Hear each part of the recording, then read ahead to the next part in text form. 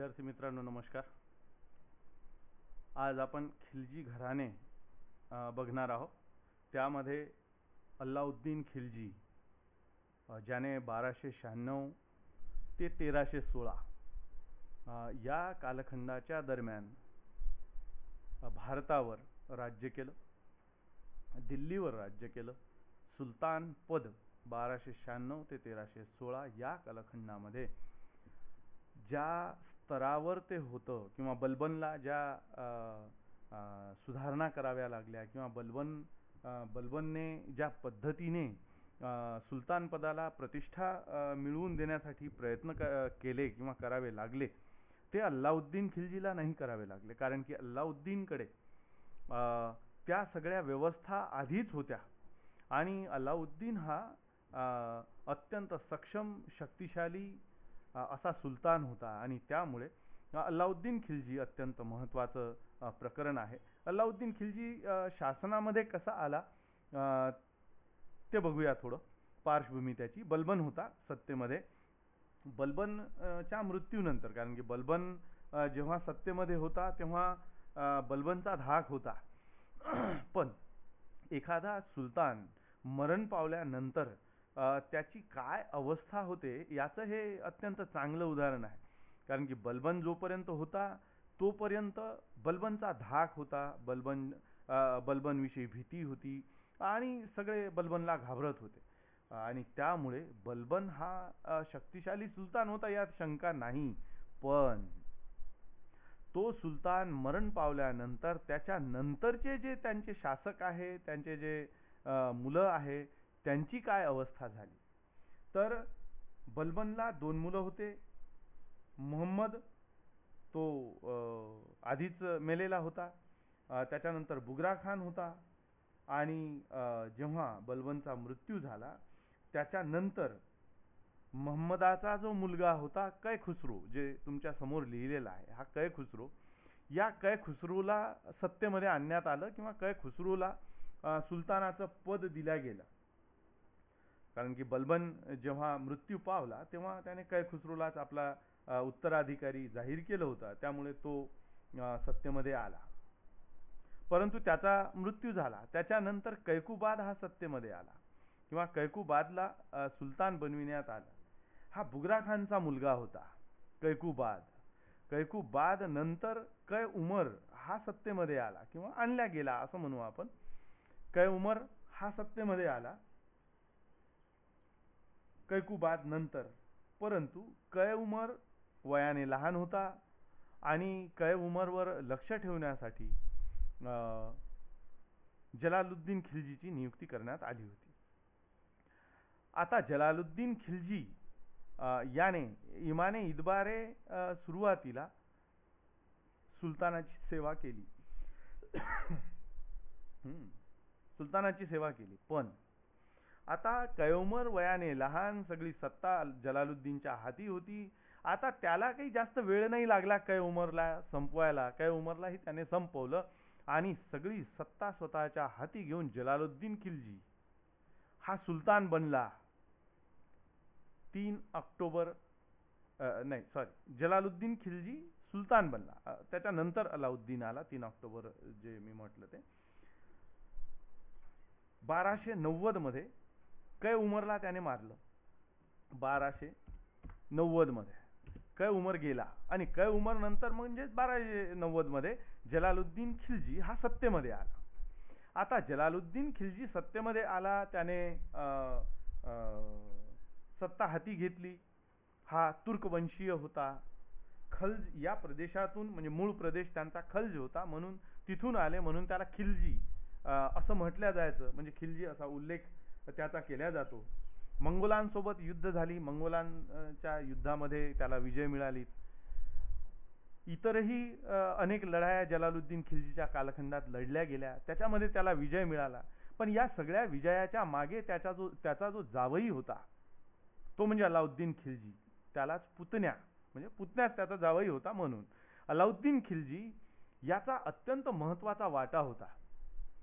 म्हणजे एकूण या युद्धांमध्ये अलाउद्दीन खिलजीचा रोल अत्यंत महत्त्वाचा असल्यामुळे अलाउद्दीन खिलजी हा एका एका पायदानाने वर चढत होता.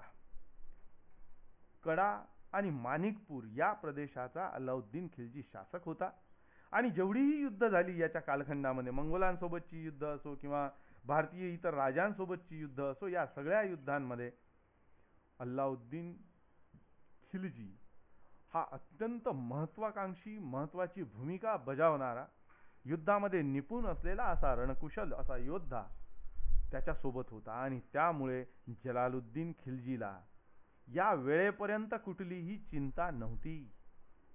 आता काय झालं पुढील काळात, जलालुद्दीन खिलजीचा विश्वास अलाउद्दीन खिलजीने मोठ्या प्रमाणावर संपादित केलेला होता. आता जेव्हा भेलस्याची लढाई झाली त्याच्यातही अलाउद्दीन खिलजीचा महत्त्वाचाच वाटा होता. त्याच्यानंतर त्याने दक्षिणेवर आक्रमण केलं, यादवांवर. दक्षिणेमध्ये यादवांचं राज्य होतं आणि तिथे शंकरदेव नावाचा राजा होता, यादवांचा राजा.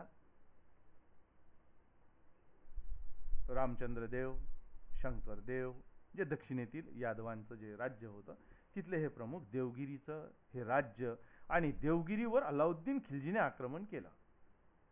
आता देवगिरीवर जेव्हा अलाउद्दीन खिलजीने आक्रमण केलं तर देवगिरी एवढा समृद्ध राज्य होता की तिथे सोनं, हिरे, माणिक, मोती, अनेक गोष्टी अशा की ज्या अत्यंत मौल्यवान आहे, आणि खूप असं सोनं त्याला तिथून मिळालं. आता हे सोनं नाणं घेऊन जेव्हा तो परत आला कडा येथे, कड्याचा तो शासक होता ना अलाउद्दीन, कडा आणि माणिकपूर हे त्याच्याकडे होतं. तिथला तो सुभेदार होता अलाउद्दीन खिलजी, आणि त्यामुळे तो कड्याला परत आला. यापूर्वी जेव्हा भेलस्याला लुटलं होतं तेव्हा त्याने हत्ती, घोडे, उंट, पैसा जेवढा मिळाला होता सगळं जलालुद्दीनला त्याने दिलं होतं. आता जलालुद्दीन याही वेळेस गाफील राहिला आणि त्याला असं वाटलं की अलाउद्दीन जे दक्षिणेमधून त्याने संपत्ती लुटून आणली आहे ती संपत्ती आपल्याला देणार, आणि म्हणून तो त्याला भेटण्यासाठी कड्याला गेला. जलालुद्दीन खिलजी अलाउद्दीन खिलजीला भेटण्यासाठी, स्वतःच्या जावयाला भेटण्यासाठी कड्याला गेला. जेव्हा कड्याला हा गेला त्यावेळेला पूर्वनियोजित सगळं ठरलेलं होतं. पूर्वनियोजितपणे अलाउद्दीन खिलजीने त्याला तिथेच मारून टाकलं आणि स्वतःला सुलतान घोषित केलं. अलाउद्दीन खिलजी 3 ऑक्टोबर 1296 सत्ताधीश बनला.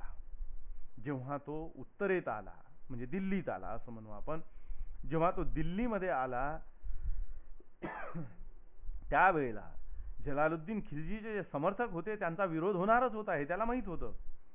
त्याने ज्या पदांवर लोकांना बसवलं होतं, त्यांचे जे सरदार बसवलेले होते त्यांचा विरोध होणार हे अलाउद्दीनला माहीत होतं. आणि म्हणून अलाउद्दीनने दक्षिणेतून जी गडगंज संपत्ती आणली होती त्या संपत्तीच्या भरोशावर एकतर ज्याने ऐकलंच नाही त्याला ठार मारून टाकलं, आणि ज्याने ऐकलं त्याला पैसे देऊन विकत घेतलं, सगळ्यांना चिडीचिप करून टाकलं.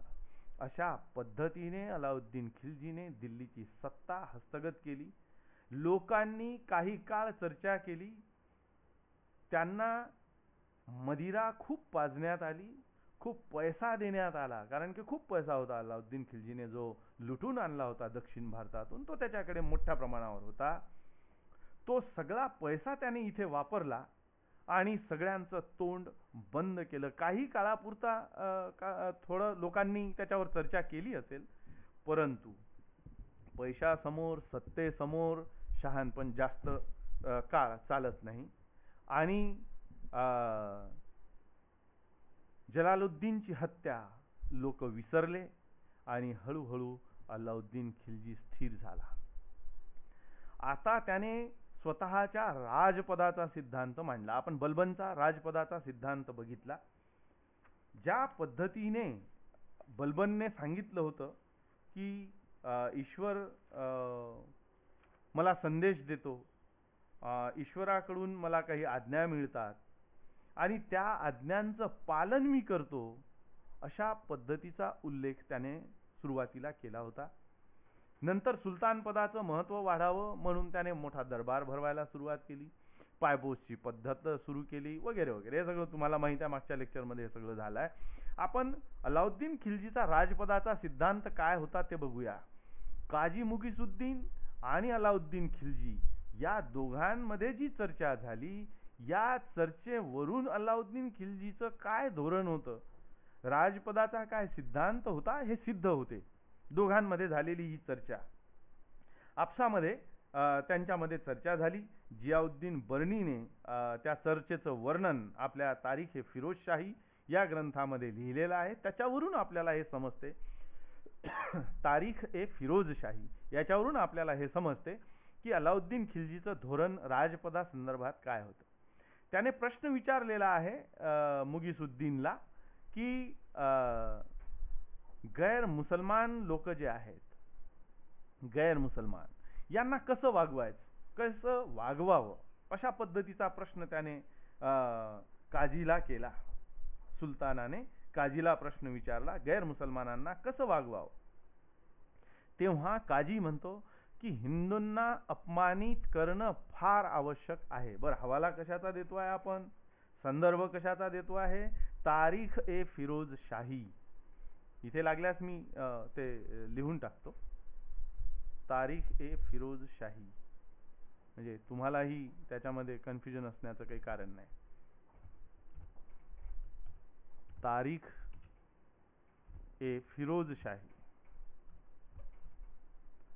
फिरोजशाही.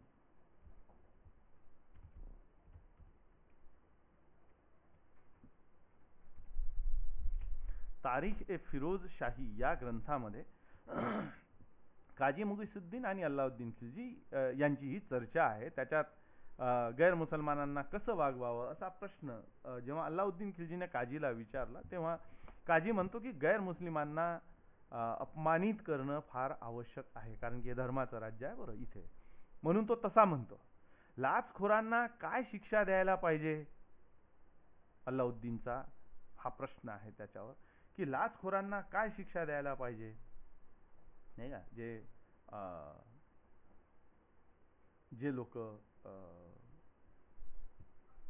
भ्रष्टाचार करतात, जे लोक जनतेकडून पैसा घेतात, त्याच्या बाबतीत काय. तर तो म्हणतो की हे सर्वच्या सर्व सुलतानावर अवलंबून आहे की सुलतान त्याच्या बाबतीत काय करतो. पुढे जेव्हा आपण त्याचं आर्थिक धोरण पाहू त्याच्यामध्ये हे लक्षात येईल आपल्याला की आर्थिक सुधारणा केली तेव्हा त्याने काय केलं, लाचखोरांना काय शिक्षा दिली. अक्षरशः त्याने जे लाचखोर होते, जेवढ्या ग्राम वस्तू किंवा वजनाचा अपहार केला, म्हणजे भ्रष्टाचार केला, तेवढ्या वजनाचं मांस त्याच्या अंगावरून कापून घेण्याची आज्ञा अलाउद्दीन खिलजीने दिली होती. एवढा खतरनाक होता तो. असा प्रश्न जेव्हा मुगीसुद्दीनला आला तेव्हा मुगीसुद्दीनने म्हटलं की बा हे सुलतानाच्या हातातलं आहे, सुलतानाने ते ठरवावं की कशा पद्धतीने त्यांच्या बाबतीत शिक्षा ठेवायची. बंडाचं दमन कसं करायचं हा एक प्रश्न त्याच्या समोर ठेवण्यात आला, किंवा बंडाचं दमन कसं करायला पाहिजे, नाही का. अशा पद्धतीचा हा प्रश्न होता. बंड झालेत, लोक मद्यपी आहेत किंवा दारू पितात, तर त्यांच्यावर कशी बंधनं आणायची, आर्थिक धोरण कसं ठेवायचं, यांच्यावर कठोर नियंत्रण कसं आणायचं, या बाबतीत सुलतानाने त्यांना विचारलं काजी मुगीसुद्दीनला. तेव्हा हे सगळेच्या सगळे कृत्य जे आहेत, हे सगळेच्या सगळे कृत्य धर्मबाह्य आहेत असं उत्तर त्याने दिलं. हे सगळेच्या सगळं धर्मबाह्य आहे. मग अलाउद्दीन खिलजी म्हणतो की मी केलेली कृत्ये, इथून ते सुरू झालं इथपर्यंत. म्हणजे धर्मबाह्य हा शब्द वापरला ना त्या मुगीसुद्दीनने, त्यामुळे तो म्हणतो मी केलेली कृत्ये धर्माविरुद्ध आहेत किंवा नाही हे मला माहीत नाही. ठीक आहे, हे वरचं जरी धर्माविरुद्ध आहे असं तो म्हणतो, म्हणजे मुगीसुद्दीन म्हणतो. त्यावर अलाउद्दीनचं म्हणणं आहे की मी केलेलं जे कार्य आहे ते सुद्धा धर्माविरुद्ध राहू शकेल ना, ते जरी धर्माविरुद्ध आहे किंवा नाही हे मला माहीत नाही. राज्यहिताच्या दृष्टीने योग्य जे वाटेल ते मी करतो, म्हणजे मला जे योग्य वाटते तेच मी करतो, मग ते धर्माविरुद्ध असले तरीही चालेल. म्हणजे आत्तापर्यंत बघा तुम्ही कशी अवस्था होती बलबनची. बलबन अक्षरशः लपून लपून रात्रीच्या अंधारात काजींच्या घरी, उलेमांच्या घरी जात होता आणि त्यांच्यासोबत संपर्क ठेवत होता. म्हणजे सुलतानाला भीती होती यांची.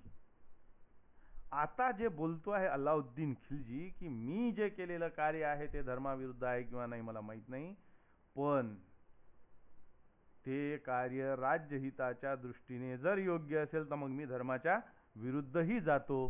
तुम्हाला जे वाटते ते करून घ्या, असा त्याचा अर्थ होतो. आणि अशा पद्धतीने जेव्हा त्याने ते मांडलं मुगीसुद्दीनच्या समोर, मुगीसुद्दीन चूप होता. कारण की आत्तापर्यंत जी ढवळाढवळ होती राजकारणामध्ये धर्माची, काजींची होती, उलेमांची होती, असे जे धार्मिक लोक होते त्यांची ढवळाढवळ होती. आता याने काय केलं, अल्लाउद्दीनने काय केलं, तर या सगळ्या बाबींना त्याच्यापासून वेगळं केलं. धर्म आणि राजनीती या दोन गोष्टी त्याने वेगळ्या करून टाकल्या. तुम्हाला हे पटते किंवा नाही याच्याशी काही देणं घेणं नाही, पण त्याचं म्हणणं आहे की धर्म हे वेगळं आहे, ते तुमचं काम आहे, तुम्ही करा चुपचाप. राजनीती जे आहे ते माझं काम आहे आणि त्यामुळे मी कसं करायचं हे माझा प्रश्न आहे. अशा पद्धतीचं ठामी ठोकपणे त्याने तिथे म्हटलं आणि हे तारीख हे फिरोजशाहीमध्ये याचा उल्लेख आलेला आहे. पुढे अजून सुलतान म्हणतो, राजाला कोणीही संबंधी नसतो. राजाला कोणीही संबंधी नसतो, राजाचा कोणी नातेवाईक नसतो. Kingship knows no kingship. म्हणजे राजाला कोणीही संबंधी नातेवाईक असं काहीही नसतं. कारण की न्याय देण्याची वेळ आली तर सगळ्यांच्या विरोधात जाऊन सुद्धा न्यायदानाची प्रक्रिया पार पाडावी लागते. मी जे बोलतो ते म्हणजेच कायदा आहे आणि तो कायदा सगळ्यांना लागू होतो. हा काही कोणाला कमी किंवा अधिक प्रमाणात लागू होईल असं बिलकुल नाही. असं स्पष्ट जेव्हा त्याच्यामध्ये उल्लेख आला तेव्हा अल्लाउद्दीनला आपोआप सगळेच घाबरायला लागले आणि अल्लाउद्दीन होता सुद्धा तशाच पद्धतीचा. हा त्याचा राजपदाचा सिद्धांत. याच्यावरून सुलतान काय होता हे आता सगळ्यांना समजायला लागलं. अत्यंत शक्तिशाली होता, त्याच्याकडे असलेलं अमाप असं सैन्य होतं, मोठं सैन्य होतं आणि त्यामुळे त्याला सगळे घाबरत होते. मग ते हिंदू राजे असोत की मग त्याचे मुसलमान अधिकारी असो, सरदार असो, कोणी असो, सगळेच्या सगळे आता अल्लाउद्दीनच्या समोर नतमस्तक होते. अशा याच्यात त्याने दक्षिणेवर आक्रमण केलं किंवा त्याला दक्षिण धोरण असं आपण म्हणूया. 1306 ते 1312 या कालखंडामध्ये त्याने दक्षिणेवर आक्रमण केलेलं आपल्याला दिसून येते. याला दक्षिण मोहीम असं पण म्हणता येईल किंवा दक्षिण भारतावर त्याने केलेली आक्रमणे. त्याला अशी कोणती कारणं होती की जी त्याने दक्षिण भारतावर आक्रमण करण्यासाठी त्याला कारणीभूत ठरली, या अर्थाने आपण त्याला बघणार आहोत. साम्राज्य विस्ताराची त्याची महत्वाकांक्षा होती. त्याला साम्राज्य विस्तार करायचा होता. उत्तर भारत त्याच्या मुठ्ठीत होतं. मी तुम्हाला नंतर दाखवेन त्याचा मॅप, कुठून तर कुठपर्यंत त्याचं राज्य होतं हे शेवटी घेतो आहे मी. साम्राज्य विस्तार जेव्हा त्याला करायचा होता त्यावेळेला त्याने उत्तर भारत म्हणजे गुजरात पूर्ण जिंकलेला होता, रणथंबोर जिंकलेला होता, मेवाडवर त्याने अधिकार प्राप्त केलेला होता. मोठ्या प्रमाणावर उत्तर भारतामध्ये साम्राज्य विस्तार त्याने केला होता. मग दक्षिण भारतामध्ये कुठे कसा केला, तर दक्षिण भारताकडे जाण्याचं कारणच हे, आतापर्यंत एकही सुलतान म्हणजे बलबनपर्यंत, बलबन नंतर जे मी तुम्हाला छोटे मोठे झालेले दाखवले ते, एकही सुलतान असा नव्हता की ज्याने दक्षिण भारतावर आक्रमण केलं असेल. एकमेव पहिला सुलतान तो म्हणजे अल्लाउद्दीन खिलजी, ज्याने दक्षिण भारतावर पहिल्यांदा आक्रमण केलं आणि दक्षिण भारताला जिंकलं सुद्धा, साम्राज्य विस्तार केला. ही त्याची महत्वाकांक्षा होती की दक्षिण भारताला आपल्याला जिंकायचं आहे आणि म्हणून त्याने दक्षिण भारतावर आक्रमण केलं. हे त्याचं पहिलं कारण. दुसरं कारण, त्याने अमाप असं सैन्य उभं केलं होतं, खूप मोठं सैन्य उभं केलं होतं, ज्याने उत्तर भारत पूर्ण त्याने आपल्या टाचेखाली दाबून टाकला, राजपुताना टाचेखाली दाबून टाकला. आणि असा अल्लाउद्दीन या सैन्याच्या खर्चासाठी पैसा उभा करण्याच्या मागे लागला. म्हणजे उत्तर भारत तर जिंकला, आता तिथून तर पैसा त्याने खूप मोठा जमा केला. आता दक्षिण भारत जिंकायचं, कारण की त्याने सुरुवातीला जे आक्रमण केलं होतं यादवांवर म्हणजे देवगिरीवर, तिथून जी अमाप संपत्ती लुटून आणली होती, त्यामुळे त्याला माहीत होतं की दक्षिण भारतात खूप सोनं आहे, दक्षिण भारतामध्ये मोठ्या प्रमाणावर पैसा आहे, आणि म्हणून तो लुटून आणण्यासाठी आणि सैन्याचा खर्च भागविण्यासाठी त्याला हे गरजेचं होतं. सोबतच सैन्याला काही ना काही तर काम लागेल, म्हणून ते काम लावण्यासाठी त्याने दक्षिण भारतावर आक्रमण केलं. हे दुसरं कारण होतं. तिसरं कारण होतं, रामचंद्र देवाने आता खंडणी देणं बंद केलेलं होतं. कारण की त्याने देवगिरीवर यापूर्वी आक्रमण केलं. आपण कडा बघितला. कड्याला जेव्हा जलालुद्दीन खिलजी आला, तर तिथे आल्यावर त्याने संपवलं होतं, मारून टाकलं होतं आणि सुलतान बनला होता. तर त्याने त्यावेळेला दक्षिण भारतालाच लुटलं होतं ना. रामचंद्र देवाने आता ती जे खंडणी होती वार्षिक स्वरूपाची देण्याचं कबूल केलं होतं, ते देणं आता बंद केलं, आणि ते बंद केल्यामुळे दक्षिण भारतावर त्याला आक्रमण करायचं होतं. अशी काही कारणं दक्षिण भारतावर अल्लाउद्दीनने आक्रमण करण्याची होती असं म्हणता येईल. मग कुठे आक्रमण केलं? पहिलं आक्रमण देवगिरीवर. देवगिरीवर यादव वंशाच्या रामचंद्र देवाचं राज्य होतं. या रामचंद्र देवाने आता त्याला खंडणी देणं बंद केलं. आता खंडणी देणं बंद केल्यामुळे काय झालं की अत्यंत धनसंपन्न असलेलं देवगिरीचं राज्य, श्रीमंत राज्य होतं, ते आता लुटायचं, आणि म्हणून मलिक काफूरला त्याने दक्षिण भारतावर पाठवलं, आक्रमण केलं देवगिरीवर, आणि देवगिरी जिंकला. रामचंद्र देवाचा पराभव झाला. रामचंद्र देवाने मांडलिकत्व स्वीकारलं, आणि रामचंद्र देवाला त्यांनी दिल्लीत येण्याचं आवाहन केलं, कारण की मलिक काफूरने जो त्याच्यासोबत करार केला त्याच्यात हे स्पष्ट झालं, किंवा त्याने सांगितलं की तुम्हाला अल्लाउद्दीनला भेटायला उत्तर भारतात म्हणजे दिल्लीत जावं लागेल. रामचंद्र देव तिथे जेव्हा गेला तेव्हा रामचंद्र देवाचं मोठं स्वागत अल्लाउद्दीनने केलं, अशा पद्धतीचा उल्लेख आहे. अत्यंत कावेबाज असलेला हा अल्लाउद्दीन रामचंद्र देवाचं स्वागत खरोखरच मनातून करत होता काय, हा प्रश्न जेव्हा उपस्थित होतो तेव्हा असं वाटतं की दक्षिण भारत त्याला जिंकायचं आहे, वेगवेगळ्या राज्यांवर खाली आक्रमण करायचं आहे, आणि त्यावेळेला रामचंद्र देवाची मदत त्याला लागेल, म्हणून त्याने तिथे बोलावून त्याचं स्वागत केलं होतं. दुसरा मुद्दा, त्याने तेलंगणावर आक्रमण केलं. काकतीय वंशाचा रुद्र प्रताप द्वितीय नावाचा राजा तिथे राज्य करीत होता तेलंगणामध्ये, आणि त्या तेलंगणावर मलिक काफूरने आक्रमण केलं. प्रताप रुद्र जो होता द्वितीय, त्याचा पराभव केला, आणि त्याने वार्षिक खंडणी देण्याचं आता कबूल केलं. वार्षिक खंडणी देण्याचं कबूल केलं, आणि आपलं राज्य मलिक काफूरच्या तावडीतून वाचवलं असं म्हणता येईल. पुढे सरकला मलिक काफूर, आणि त्याने द्वार समुद्रावर आक्रमण केलं. तिथे वीर बल्लाळ तृतीय नावाचा राजा राज्य करीत होता द्वार समुद्रामध्ये, आणि याच्यावर आक्रमण करून त्याच्याकडून बराचसा प्रदेश त्याने मिळवला या बल्लाळ तृतीयकडून. त्याचं जे राज्य होतं ते म्हैसूरपासून कोकणपर्यंत हा सगळा असा पसरलेला होता. त्या वीर बल्लाळचं राज्य मलिक काफूरने त्याच्यावर आक्रमण केलं, आणि त्याचा पराभव केला, आणि त्याच्यापासून सुद्धा अमाप संपत्ती घेतली, खंडणी वसूल केली, आणि तिथून तो पुढे सरकला. मदुरावर त्याने आक्रमण केलं. मदुरामध्ये गृहकलह सुरू होता. सुंदर पांड्य आणि वीर पांड्य यांच्यामध्ये तो कलह सुरू होता. राज्यासाठी भांडण सुरू होतं. त्यावेळेला मलिक काफूरने सुंदर पांड्याचा पक्ष घेतला, आणि सुंदर पांड्याला म्हटलं की मी तुमच्या सोबत येतो आणि आपण वीर पांड्यावर आक्रमण करू. सुंदर पांड्य आणि मलिक काफूर एकत्र आले, सुंदर पांड्यावर आक्रमण केलं, त्याचा पराभव केला, आणि तिथून मोठी संपत्ती त्याने वसूल केली. कारण की सुंदर पांड्य त्याच्या बाजूनेच होता. तिथले सगळे मंदिरं त्यांनी पाडून टाकले, काही मंदिरांच्या जागेवर मशिदी बनवल्या, आणि त्या मंदिरांमध्ये असलेलं सोनं नाणं पैसा सगळा त्यांनी लुटला, आणि ते घेऊन गेले मलिक काफूर.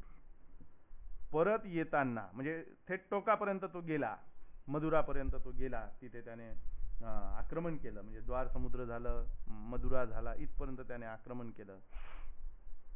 पुन्हा जेव्हा तो परत आला त्यावेळेला देवगिरीवर त्याने पुन्हा आक्रमण केलं, कारण शंकरदेवाने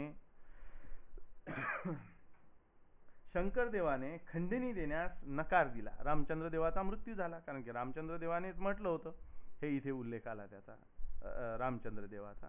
रामचंद्र देवाने हे म्हटलं होतं की बा आपण खंडणी देऊ. पण जसा शंकरदेव सत्तेमध्ये आला, शंकरदेवाने त्याला नकार दिला, म्हणून पुन्हा देवगिरीवर मलिक काफूरने आक्रमण केलं आणि मलिक काफूरने पुन्हा देवगिरी जिंकली आणि तिथे असलेला सोनं नाणं, तिथे असलेली संपत्ती सगळी हडपली, सगळी घेतली आणि तिथे रामचंद्र देवाचा जो जावई होता हरपाळ, त्या हरपाळ देवाला शंकरदेवाच्या जागेवर गादी बसवलं आणि शंकरदेवाला मारून टाकलं. हरपाळ देव तिथे शासक म्हणून नियुक्त करण्यात आला. अशा पद्धतीने दक्षिण भारतावर त्याने आक्रमण केलं आणि दक्षिण भारत जिंकला.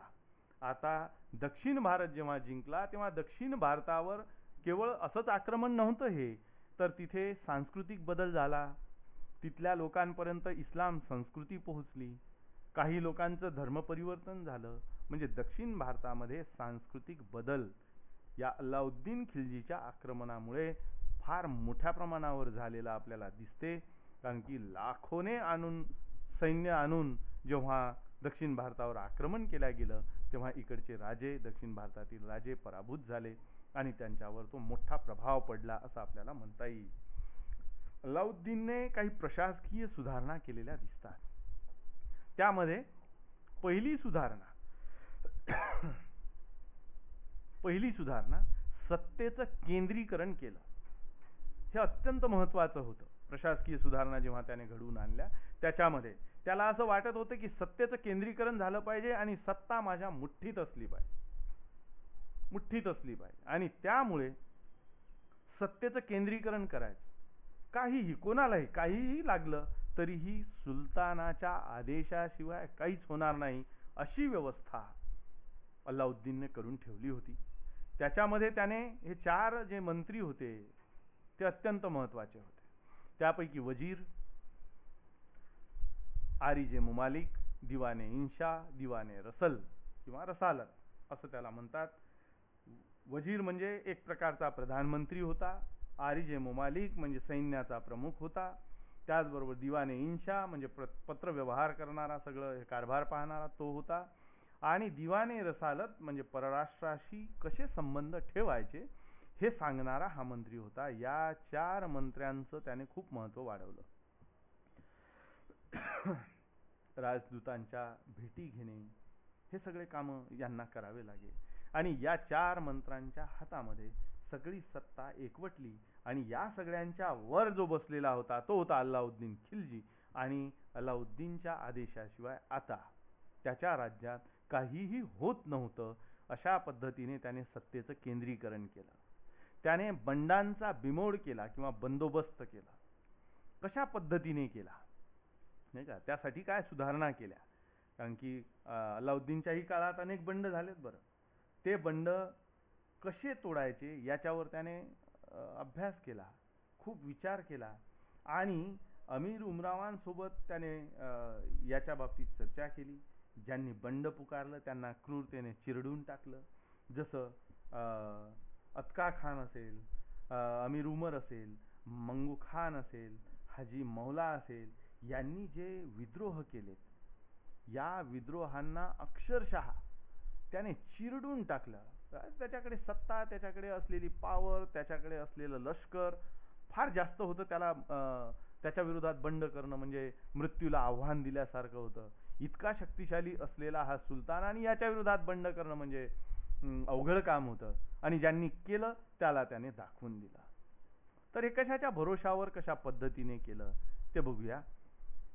गुप्तहेराचं त्याने संघटन बनवलं किंवा गुप्तहेर खात्याचं त्याने संघटित केलं. संपूर्ण राज्यामध्ये कुठेही काहीही झालं म्हणजे बाजारात काही झालं तरी आधी सुलतानाला माहीत पडे. त्याच्या नातेवाईकांनी काही म्हटलं तर ते सुलतानाला ते माहीत पडत असे. कारण की सुलतानाचे गुप्तहेर प्रत्येक नातेवाईकावर होते, बाजारामध्ये होते, मंत्र्यांवर होते. त्याचे जे सरदार होते त्यांच्यावर सुद्धा त्याचे गुप्तहेर होते आणि त्यामुळे सुलतानाच्या विरोधात काहीही बोलणं आता कठीण झालं. जर बोलला तर तो मारला जात होता. अशा पद्धतीने गुप्तहेर विभागाचं त्याने संघटन केलं आणि त्याच्या भरोशावर त्याने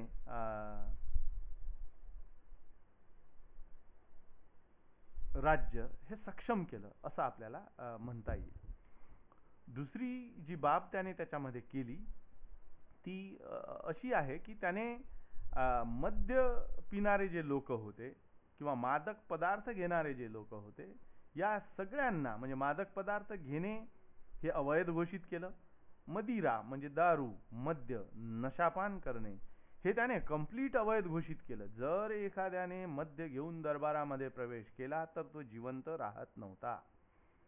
एखादा मादक पदार्थ म्हणजे नशा करण्याचा पदार्थ जर एखाद्याने घेतला आणि तो जर सापडला त्याच्या राज्यात, बरं पूर्ण राज्यात जर तो सापडला तर त्याला मृत्यूदंडाशिवाय पर्याय नव्हता.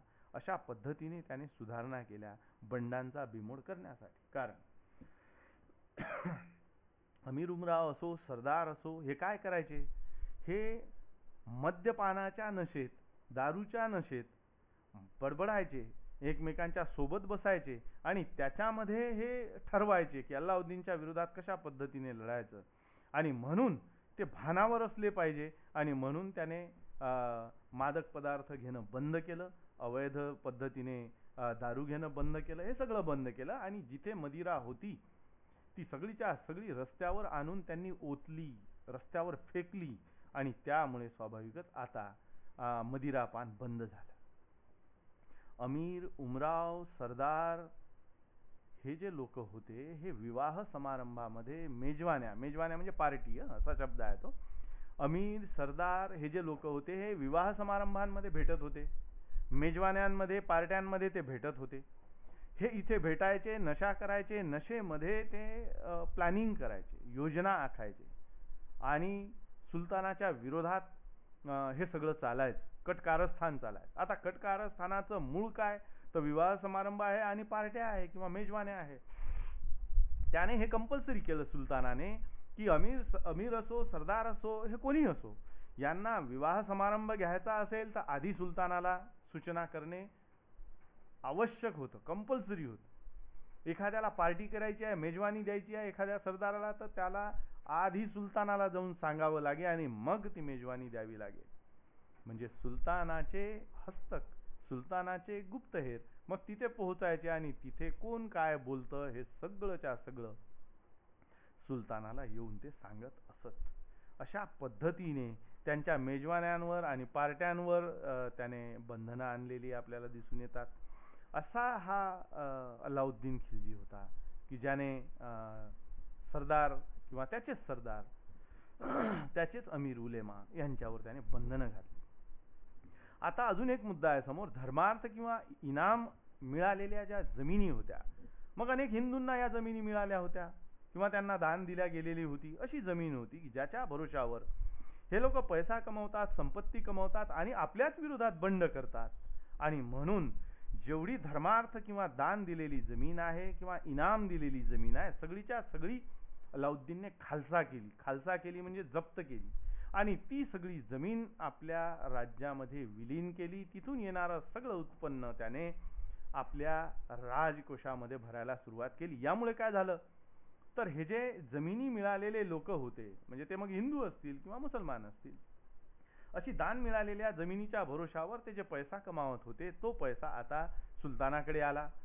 बंडाचं एक कारण हे होतं की लोकांकडे पैसा आला म्हणून ते बंड करत होते आणि म्हणून त्यांची जमीनच काढून घेतली तर आता बंड करण्याचं कारण राहिलं नाही. अशा पद्धतीने धर्मार्थ किंवा इनाम जे दिलेल्या जमिनी होत्या त्या सगळ्याच्या सगळ्या त्याने खालसा करून टाकल्या, घेऊन घेतल्या. अशा पद्धतीने त्याने काही प्रशासकीय सुधारणा केल्या. त्याचे मी दोन भाग पाडले. एक होता सत्तेचे केंद्रीकरण, त्याच्यामध्ये अशा पद्धतीने केंद्रीकरण केलं ते मी तुम्हाला सांगितलं.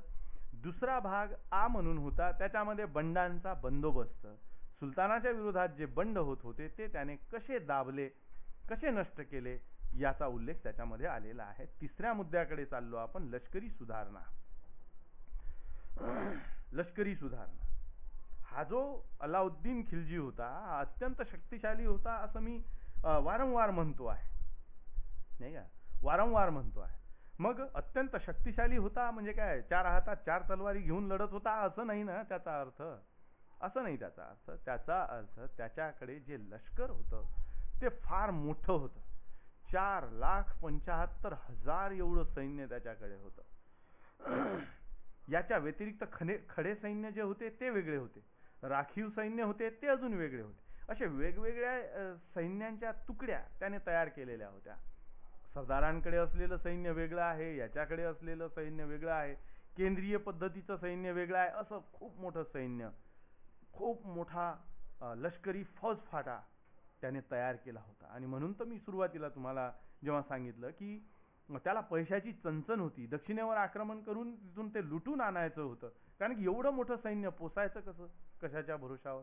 म्हणून त्याने दक्षिण भारतावर आक्रमण केलं होतं. त्याने सैनिकांच्या 3 श्रेण्या केल्या होत्या, 3 भागामध्ये ते विभागलेले होते. प्रथम श्रेणीचा जो सैनिक होता त्याच्याकडे 2 पेक्षा जास्त घोडे असत किंवा तो बाळगत होता, तो झाला प्रथम श्रेणीचा सैनिक. त्याचं वेतनही वेगळं होतं, म्हणजे जास्त होतं. द्वितीय श्रेणीचा सैनिक त्याच्याकडे 2 घोडे होते किंवा त्याला ठेवावे लागेल. प्रथम श्रेणीचा सैनिक 2 पेक्षा जास्त घोडे, मग 3 घोडे असतील 4 घोडे असतील, तो बाळगत होता. द्वितीय श्रेणीचा सैनिक 2 घोडे बाळगत होता.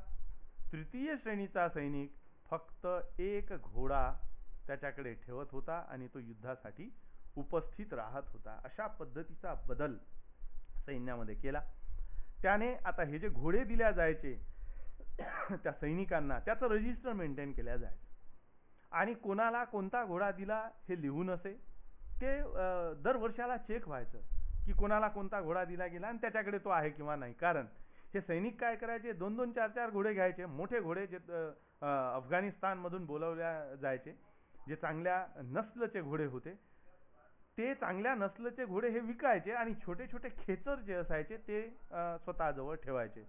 आणि त्यामुळे सुलतान त्यांच्यावर बारीक नजर ठेवून होता की हे घोडे विकतात का, घोडे विकून पैसे घेतात का. म्हणून त्या घोड्यांना डाग देण्याची पद्धत त्याने सुरू केलेली होती. घोड्यांना डाग दिल्यामुळे ते विकता येत नाही. अशा पद्धतीच्या सगळ्या सुधारणा त्याने केलेल्या आपल्याला दिसून येतात. या सैनिकांना जे वेतन होतं, वार्षिक वेतन 234 टंका एवढं त्यांना वेतन होतं. टंका म्हणजे आपण रुपया समजू, तुम्हाला हे माहीत असण्याकरिता सांगतो आहे. टंकाचा अर्थ रुपया जर तुम्ही समजला तो 234 रुपये एवढं वार्षिक वेतन एका सैनिकाला तो देत होता. त्याच्यामध्ये थोडाफार फरक राहील, पण 234 सर्वसाधारणतः सैनिकांना वेतन एका वर्षामध्ये तो देत होता. आणि त्यामुळे त्याच्याकडे सैनिकांची भरमार होती, कारण की वेतनही जास्त होतं आणि त्यामुळे सैन्यामध्ये लोक सहभागी होत होते. दिल्लीमध्ये त्याच्याकडे राखीव सैन्य त्याने उभं केलं होतं. मी जे बोललो यापूर्वी, एवढं मोठं सैन्य होतं आणि त्या व्यतिरिक्त राखीव सैन्य पण होतं. अशा पद्धतीने त्याने हे एवढं मोठं सैन्य उभं केलं आणि त्याचा एक स्वतंत्र खातंच उभं करून टाकलं, दिवाने आरीज हे स्वतंत्र खातं होतं. आणि त्या खात्यामध्ये या सगळ्या सैनिकांची व्यवस्था, सैन्यांकडे किती घोडे आहेत, किती काय आहे, या सगळ्यांची व्यवस्था हे खातं, दिवान ए आरीज नावाचं खातं हे सगळं बघत होता किंवा सांभाळत होता असं आपण म्हणूया. पुढे चालू. त्याची जी सुधारणा होती त्या सुधारणांमध्ये आर्थिक सुधारणा किंवा बाजार नियंत्रण अत्यंत महत्त्वाचं होतं. कारण सैन्य खूप होते आणि एवढे मोठे सैन्य, त्यांना वेतन जर वाढवत बसले तर खूप वेतनाची अमाऊंट होईल. त्यामुळे काय करायचं, बाजारालाच नियंत्रण करून टाकायचं. वेतन 234 टंकेच द्यायचे, पण त्याच्या मोबदल्यात सैनिक जेव्हा वस्तू खरेदी करायला जातील तेव्हा त्यांना ते स्वस्त मिळेल आणि स्वस्त वस्तू मिळत असेल तर 234 टंकांमध्ये त्यांचं भागेल. आणि म्हणून बाजारावर नियंत्रण ठेवण्यात आलं. म्हणजे हे लोकांना स्वस्त मिळावं म्हणून ही सुधारणा होती असं समजण्याचं काही कारण नाही. पण त्याच्याकडे पगारी जे सैनिक होते त्यांना ते सोपं जावं, त्यांचं घर चालावं, वर्षातल्या 234 टंकामध्ये त्याचं घर चालावं, आणि म्हणून अशा पद्धतीचं हे बाजार नियंत्रण करण्यात आलेलं होतं. त्याच्या काही वस्तूंच्या किमती आपल्याला इथे दिसतात की कशा वस्तूंच्या किमती त्याने ठरवलेल्या होत्या ते याच्यावरून आपल्याला दिसतं. प्रथम श्रेणीचा घोडा, एखादा घोडा विकत घ्यायचा आहे, तर तो अत्यंत चांगला घोडा आहे, उत्कृष्ट घोडा आहे, त्याची किंमत ठरवली होती 100 ते 120 टंका. यापेक्षा महाग कोणालाही तो घोडा विकता येत नव्हता. ही किंमत त्याची ठरलेली. त्याच्यापेक्षा जास्त किमतीला तो विकायचा नाही. हा दंडक होता किंवा हे ठरलेलं होतं. गुलाम पाहिजे, उत्तम स्वरूपाचा गुलाम पाहिजे.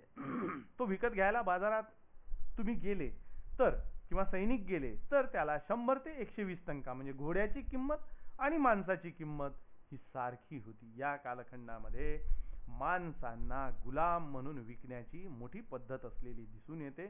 म्हणून मी असं बोललो की माणसाची किंमत आणि एका घोड्याची किंमत ही सारखी होती, 100 ते 120 टंका. स्त्री गुलाम,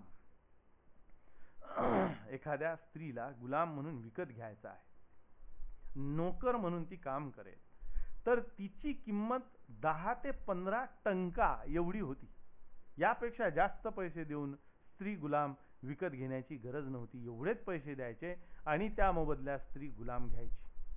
आता तीच स्त्री जर गुलाम कन्या असेल, म्हणजे मुलगी असेल, लहान असेल, तर तिची किंमत 5 ते 12 टंका होऊन जाते.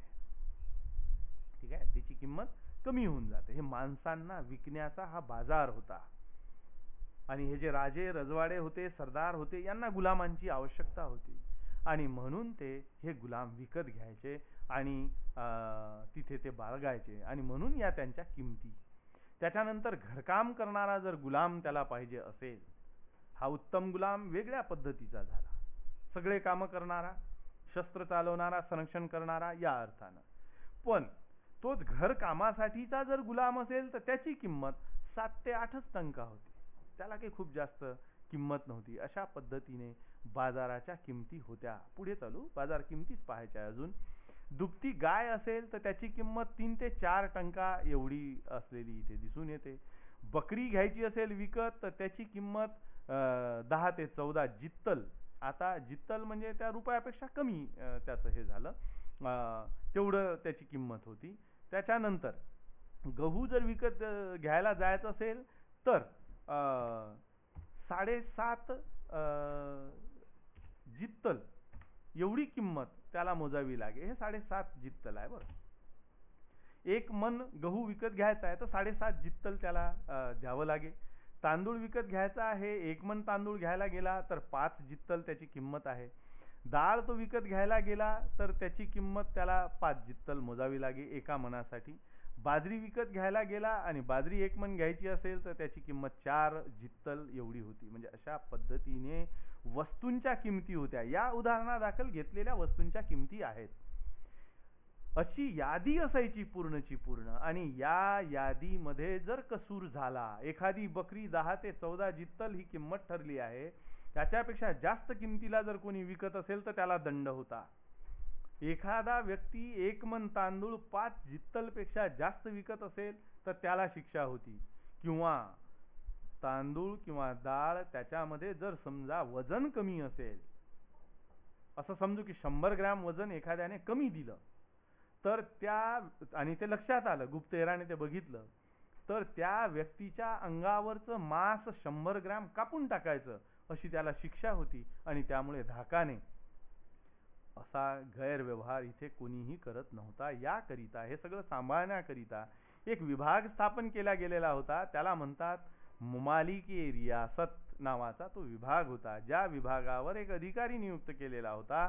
शहनाये मंडी हा त्याचा प्रमुख अधिकारी होता आणि शहनाये मंडी हे सगळं सांभाळत होता. अशा पद्धतीची बाजाराची नियंत्रण व्यवस्था इथे असलेली आपल्याला दिसून येते. पुढे चलूया. भूमी व्यवस्था. भूमिपती जे होते ते विनाश्रम धनसंपन्न बनत होते असं त्याला दिसत होतं.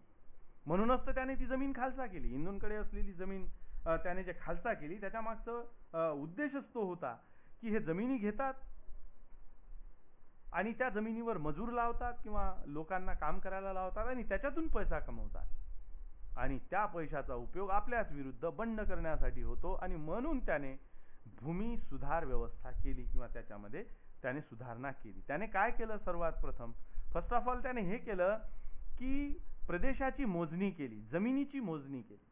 आपल्या प्रदेशामध्ये किती जमीन येते त्याची मोजणी केली आणि त्या जमिनीची मोजणी करून त्याच्यात जे काही उत्पन्न निर्माण होते त्याच्यावर आधारित कर दिला किंवा टॅक्स आकारला असं म्हणू आपण. त्याच्यावर कर आकारला. आधी जमिनीची मोजणी केली, किती एकर किती हेक्टर ती जमीन आहे ते मोजायचं. आता त्यावेळेला काही हेक्टर वगैरे नव्हतं बरं, मोजणीची साखळी होती, त्या पद्धतीने ते मोजल्या जायचं किंवा काडीच्या सहाय्याने ते मोजल्या जायची जमीन, कधी कधी अंदाजे मोजल्या जायची. आणि त्या जमिनीवर किती टॅक्स असला पाहिजे, किती कर असला पाहिजे तो निश्चित केला गेला. जमीन मोजली आणि त्याच्यावर टॅक्स निश्चित केला. ही पहिली सुधारणा. म्हणजे अंदाजे आता कोणी टॅक्स देणार नाही. आता मोजून जेवढा निश्चित केलेला कर आहे तेवढाच कर तुम्हाला द्यावा लागत होता. हिंदूंपासून त्याच्या उत्पन्नाच्या 50% टॅक्स वसूल केला जात होता. 50% म्हणजे 50%. तुम्हाला 10 पोते जर तांदूळ झाला असेल तर 5 पोते सरकारला द्यावा लागे, 5 पोते तुम्हाला ठेवायचा आहे.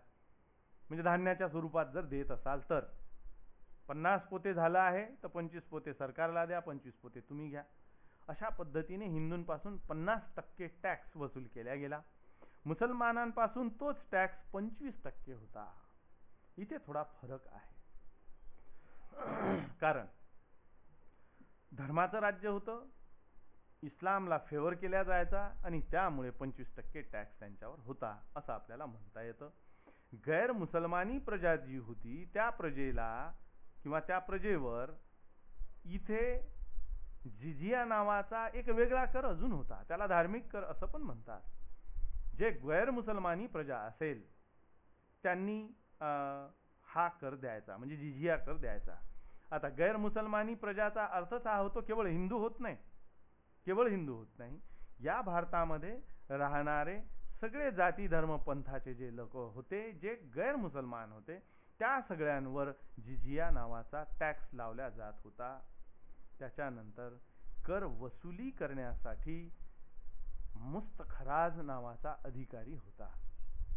मुस्तखराज तुम्हाला वस्तुनिष्ठ प्रश्नांमध्ये असा प्रश्न विचारता येतो, म्हणून याची नोंद घ्यावी आपण की असा टॅक्स वसूल करणारा अधिकारी होता, त्याला मुस्तखराज असं म्हटलं जायचं. अशी भूमी व्यवस्था किंवा भूमी सुधारणा त्याने केलेली, म्हणजे अलाउद्दीन खिलजीने भूमी सुधारणा केली होती असं आपल्याला म्हणता येतं.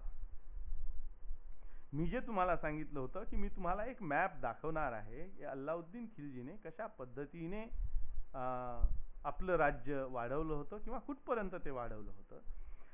तुम्हाला या मॅपमध्ये ते दिसेल. ठीक आहे, म्हणजे कुठून कुठल्या भागावर अलाउद्दीन खिलजीने राज्य केलं हे तुम्हाला याच्यावर दिसते, या मॅपवर दिसते.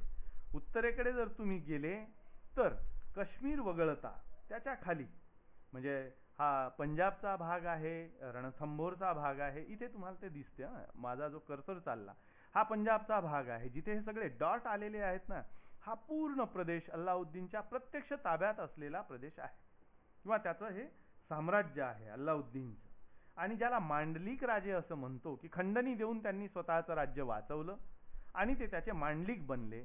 ते म्हणजे इथून ते इथपर्यंत हे जे खालचं दिसते ना, माझा कर्सर जिथे फिरतो आहे, डॅश डॅश जिथे दिसते, आडवी डॅश, कंप्लीट आडवी डॅश, तो प्रदेश म्हणजे मांडलिक राजांचा प्रदेश. थेट मदुरापर्यंत, खाली दक्षिण भारताचं हे टोक आहे मदुरा.